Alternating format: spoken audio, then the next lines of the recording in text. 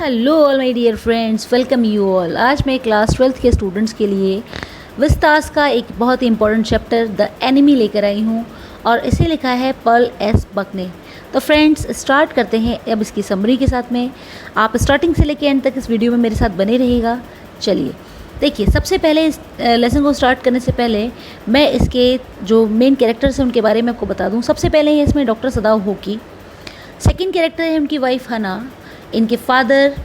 इसके अलावा जो इस कहानी का जो एंटागोनिस्ट है, एंटागोनिस्ट का मतलब होता है विलन ऑफ द स्टोरी, उसका नाम है टॉम, जिसको एनिमी यहाँ पर बोला गया है, जिसको मतलब ध्यान में रख के इस चैप्टर को बनाया गया एक तरीके से। और एक है यहाँ पे जनरल। ठीक है फ्रेंड्स, तो चलिए अब स्टार्ट करते हैं। इसकी कुछ शॉर्ट समरी के साथ ही आपको बता देती हूँ। वैसे ये बहुत ही लेंदी चैप्टर है, लेकिन आप कम से कम इतना भी अगर पढ़ लेंगे तो आपके लिए काफ़ी हेल्पफुल रहेगा। देखिए, doctor Sadao hockey was a Japanese surgeon and scientist. Doctor सदाओ जो है वो एक जापानीज सर्जन है और वो एक साइंटिस्ट भी हैं। Who lived with his wife Hana and 2 children on the Japanese sea coast. वो अपनी वाइफ हना और 2 बच्चों के साथ में जापानीज सी कोस्ट पे रहते हैं। सी कोस्ट का मतलब होता है समुद्री किनारा, आराम से वहीं पे ही वो उनका घर है, उसी जगह पे वो रहते हैं। He was greatly influenced by his father whose main concern was his son's education. Sadao के ऊपर उनके फादर का एक बहुत ही ग्रेट इम्पैक्ट पड़ा है। स्टार्टिंग से ही उनके फादर का जो चीफ कंसर्न था, जो मोटो था उनका, वो सदाओ की पढ़ाई थी। For that Sadao went to America to study surgery and medicine. इसी के लिए उनको अमेरिका भेजा गया स्टडी करने के लिए सर्जरी एंड मेडिसिन के रिगार्डिंग, और तब उनकी एज थी 22 years. He fulfilled his father's wish. उन्होंने अपने फादर का सपना साकार किया by becoming a successful doctor as well as a scientist. ठीक है, एक सक्सेसफुल डॉक्टर बनने का सपना पूरा किया। न केवल वो डॉक्टर बने बल्कि वो एक साइंटिस्ट बन के वहाँ से लौटे हैं। और जब वो वापस लौटे हैं तो उनकी एज उस समय पे 30 ईयर्स थी। ठीक है, he was not sent abroad along with the troops as he was perfecting a discovery. अब देखिए, ये चैप्टर जो है ये उस समय का है जिस समय पर वर्ल्ड वॉर चल रहा था। तो ये वॉर के ड्यूरेशन में लिखा गया चैप्टर है। तो उस समय पे पढ़ाई भी उन्होंने उस एनिमी कंट्री में जाके की है, लेकिन क्योंकि वो एक डेवलप्ड कंट्री है तो इसके लिए जनरल का एक ग्रेट ट्रस्ट है सदाओ के ऊपर। वो किसी अदर पर्सन पे बिलीव नहीं कर सकते, और यहाँ पे जनरल की भी सर्जरी होनी एक तरीके से, तो सदाओ पे उनका पूरा ट्रस्ट है। इसीलिए सदाओ को वो जो है जो ट्रूप्स हैं उनके साथ में वो नहीं भेजते हैं। ठीक है, जो बाकी सोल्जर्स हैं उनकी कंट्री के, उनके साथ में वो नहीं भेजते हैं, क्योंकि कैलेमिटी आती है, कोई दिक्कत आती है तो फिर इस तरीके से सर्जन्स का भी होना ज़रूरी है। लेकिन यहाँ पे जो जनरल हैं उनको अपने लिए ही उनको वहाँ पे उनको रोकना पड़ता है, और वो सदाओ को कहीं बाहर जाने नहीं देते हैं। ठीक है फ्रेंड्स, तो देखिए, सदाओ had met Hana in America and fell in love with her. Sadao की मुलाकात अमेरिका में होती है हना से, और वहाँ पे एक इन्फेचुएशन डेवलप हो जाता है उनके अंदर, and now he wanted to marry her. अब वो शादी करना चाहते हैं हना के साथ में, but after he was sure that she was Japanese. लेकिन इस चीज़ के लिए भी वो तभी आगे बढ़ते हैं जब वो पूरी तरीके से श्योर हो जाते हैं कि हना जापान से बिलोंग करती है। ठीक है, they got married in Japan after Sadao's father approved of her. और जब सदाओ के फादर का अप्रूवल मिल जाता है तो finally they people got married and lived happily ever after. तो चलिए फ्रेंड्स, अब स्टार्ट करते हैं इसके कुछ स्पेसिफिक पॉइंट्स को, जो कि एग्ज़ाम के समय आपको याद रहेंगे तो आपके लिए काफ़ी हेल्पफुल रहेगा। तो देखिए, डॉक्टर सदाओ होकी's चाइल्डहुड, इसमें बताया गया है उनका बचपन। कुछ पॉइंट्स हैं जैसे कि climbed pines, watched islands, played along the coast. बचपन कैसे बीता उनका, पाइन ट्रीज थे उस पर बच्चों की तरह चढ़ जाते थे, है ना, आइलैंड्स थे वहाँ पे पास में, तो उनको वहाँ पे घूमने के लिए जाते थे वो। सेकेंड पॉइंट है कि stone house located upon rocks, stone का बना हुआ घर था। ठीक है, सिचुएटेड था रॉक्स के ऊपर, well above the narrow beach. Education के बारे में बता ही दिया है कि मैंने एट 22 ईयर्स से went to America and return after 8 years, became a surgeon and scientist. 22 years की एज में वो अमेरिका गए, वहाँ पर उन्होंने सर्जन बने और साइंटिस्ट भी बने, और उसके बाद वो 30 ईयर्स की एज में वो वापस आए। सदाओ के बारे में अगर हम कहें तो वो एक ओबीडियंट सन थे, तो वो एक लविंग हस्बैंड भी थे। तो देखिए, काफ़ी क्वालिटीज़ उनकी यहाँ पे दी गई हैं। Pleasant, affectionate, caring. Sadao met Hana at professor Harley's house. यहाँ पे सदाओ की मुलाकात प्रोफेसर हार्ली के घर पे होती है हना से। ठीक है, सदाओ की मुलाकात हना से प्रोफेसर हार्ली के घर पे होती है, जहाँ पर वो कोचिंग लिया करते थे। But they married her in Japan traditional way follow करते हुए उन्होंने जापान में शादी की है हना के साथ में। और प्रेजेंटली देखा जाए तो army at war but Sadao not sent to war. इस समय देखा जाए तो वॉर लाइक सिचुएशन है, वॉर चल रहा है, लेकिन सदाओ को वॉर में नहीं भेजा जाता है। रीज़न क्या है यहाँ पे? General might need him, general को कभी भी उनकी ज़रूरत पड़ सकती है। तीसरी बात क्या है उनके बारे में कि was perfecting a discovery that would render wounds entirely clean. यहाँ पे सदाओ जो है, जो डिस्कवरी कर रहे हैं, वो एक ऐसी दवाई बना रहे हैं जिससे कि लड़ाई के समय जो वुंडेड सोल्जर्स हैं उनके वुंड्स को इंटायरली क्लीन किया जा सके। अब देखिए, एक बहुत ही बड़ा चैलेंज यहाँ पे सदाओ को फेस करना पड़ता है। तो यहाँ पे कुछ पॉइंट्स हैं उस पर्टिकुलर एनिमी के बारे में जिसके रिगार्डिंग ये चैप्टर है। तो देखिए, जिस नाइट उनको ये चीज़ें मिली हैं वो यहाँ पर डिस्क्राइब की गई हैं फ्रेंड्स। तो देखिए फ्रेंड्स, इसका जो पहला पॉइंट है वो है मिस्टी नाइट स्टैगरिंग बॉडी अपीयर्ड। ठीक है, बहुत ही कोहरा छाया हुआ है चारों तरफ। एक लड़खड़ाती हुई बॉडी, एक लड़खड़ाता हुआ व्यक्ति जो है अचानक से दिखाई देता है। वुंडेड है, बहुत चोट लगी हुई, उसको घायल है, कोलैप्स्ड, और वो अचानक से गिर जाता है। अ वाइट मैन, और वो व्यक्ति कौन है? वो एक वाइट मैन है और वो एनिमी है। ठीक है, एनिमी कंट्री से बिलोंग कर रहा है और यहाँ पर उसको POW भी बोला गया है, जो कि इस जगह पे लिखा नहीं है, लेकिन आपको मालूम होना चाहिए ही इज़ अ POW, यानी कि prisoner of war. Prisoner of war का मतलब क्या होता है? युद्ध बंदी। युद्ध के समय जो लोग भाग जाते हैं अपनी जान बचाने के लिए, तो वो कहलाते हैं POW। ठीक है, तो यहाँ पे जो अमेरिकन पर्सन है या एनिमी है वो उसको POW हम कहेंगे। ठीक है, तीसरा पॉइंट है Sadao and Hana carried him to Sadao's father bedroom.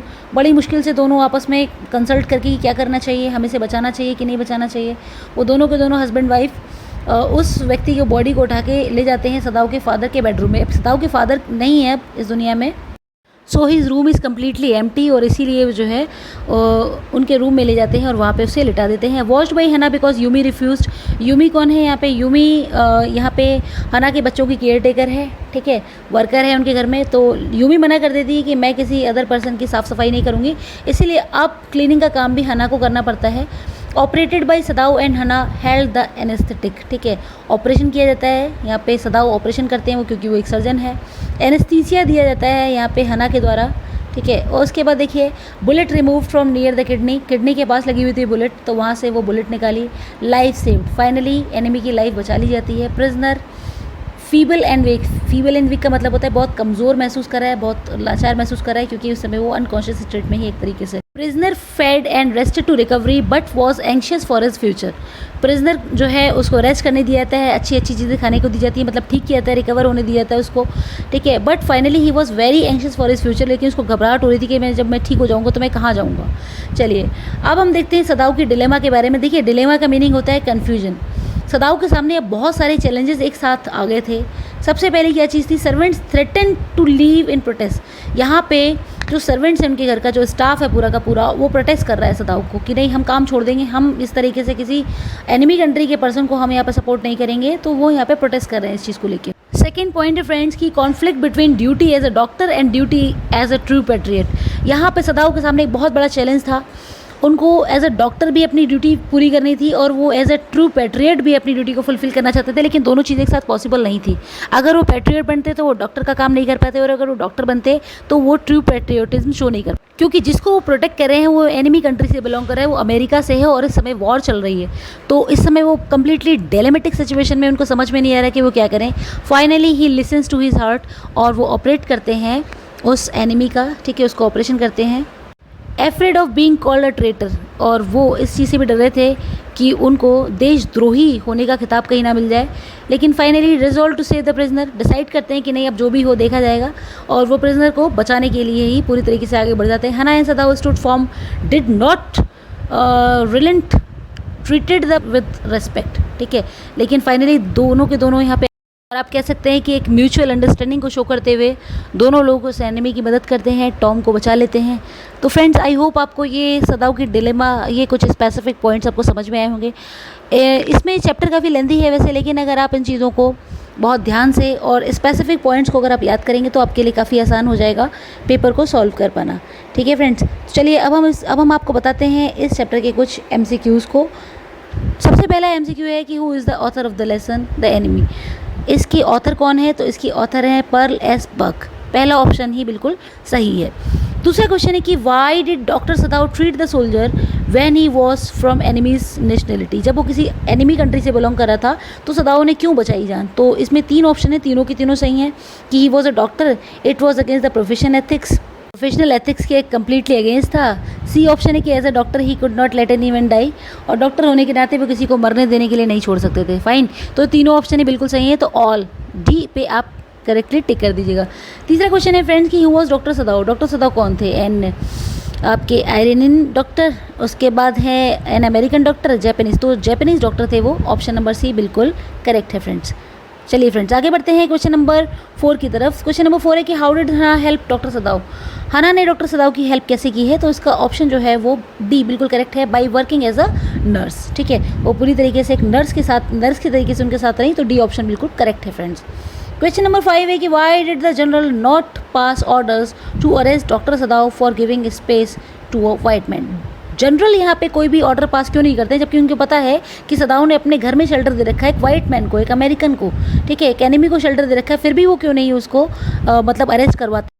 तो फ्रेंड्स इस क्वेश्चन का ऑप्शन जो है वो है ऑप्शन नंबर सी बिल्कुल करेक्ट है। General was not in good health and needed his services. General जो थे इस समय अच्छी कंडीशन में नहीं थे और उनको जो है सदाव की आवश्यकता पड़ सकती थी किसी भी समय। 6 नंबर का क्वेश्चन है कि why did doctor become irritable and impatient with his patients. क्यों इरिटेट हो जाते हैं अपने पेशेंट के साथ में?